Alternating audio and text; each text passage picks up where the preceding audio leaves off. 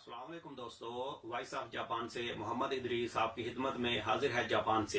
तो दोस्तों आज की वीडियो है जी कि ये 2 दिसंबर 2020 को मैं टोक्यो ये इमिग्रेशन में गया था एक दोस्त के साथ। पहले मैं बता दूं कि वीडियो है किस चीज के बारे में, ये परमानेंट वीजे वालों के बारे में है।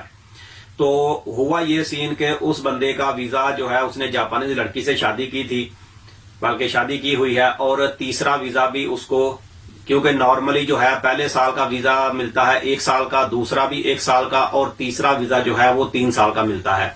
और 3 साल के बाद जब 5 साल पूरे होंगे तो बंदा परमानेंट वीजा अप्लाई करे तो मिल जाता है।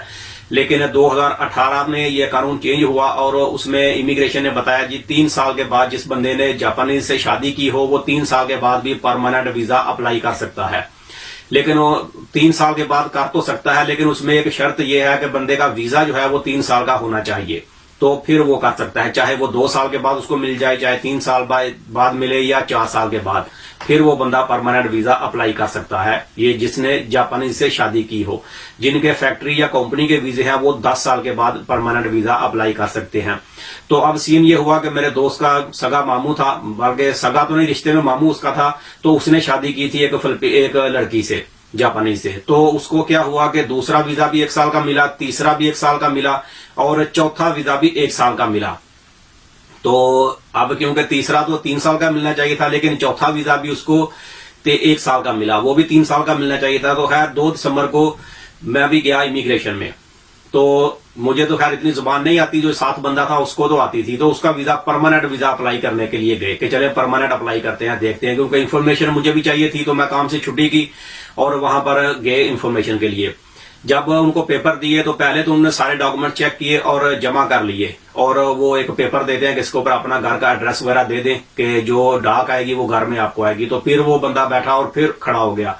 उसने कहा जी ये वीजा जो है वो 1 साल का है, ये जब तक 3 साल का नहीं मिलेगा तो आप परमानेंट वीजा अप्लाई नहीं कर सकते। तो मैंने उसको बताया, साथ बंदा था जो दूसरा, उसको तो जबान आती थी कि भाई इसको पूछो, आप बताओ कि जो पिछला वीजा था वो भी 1 साल का मिला था, और उससे पिछला था जो वो तो है 1 साल का ही मिलना था, लेकिन अभी चौथा वीजा चल रहा है तो ये भी 1 साल का मिला है। तो उसने बताया जी इसमें ये मसला ये हुआ है, मेन चीज जो है कि बादशाह इनका तब्दील हुआ है। उसने भी यही बताया कि बादशाह तब्दील हुआ है, तो ये साल जो है ये रेवा साल चल रहा है। तो जिस साल में आपको 3 साल का मिलना था तो आपको 1 साल का मिला, उसी साल ये बादशाह चेंज हुआ तो रेवा शुरू हो गया जापानी साल के हिसाब से।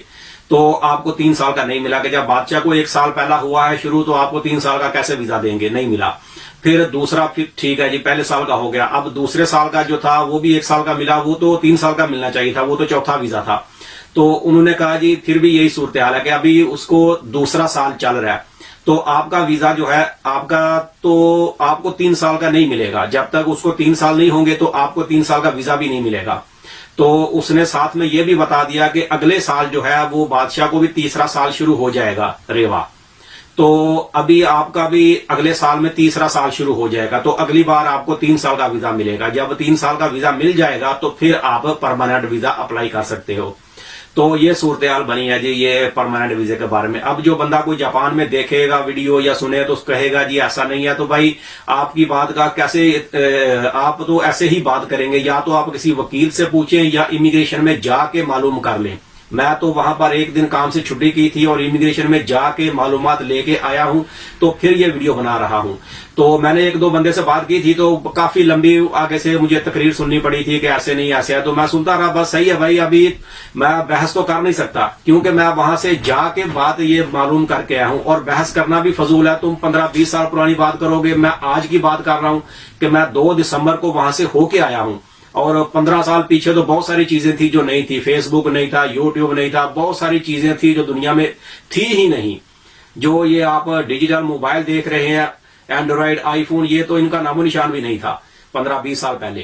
तो इसी तरह से चीजें चेंज होती रहती हैं, तो ये सिस्टम भी काफी सारे चेंज हुए हैं। तो ये एक नई अपडेट मिली थी, तो जिसको मानना माने, जिसको नहीं मानना वो वहां से जाके मालूम कर ले। हाँ बहस करने का तो कोई फायदा नहीं है किसी से। तो सोचा चले कि वीडियो बना के आपसे शेयर कर दें। तो मिलते हैं किसी अगले वीडियो में, तब तक अपना बहुत ख्याल रखें। पाकिस्तान जिंदाबाद।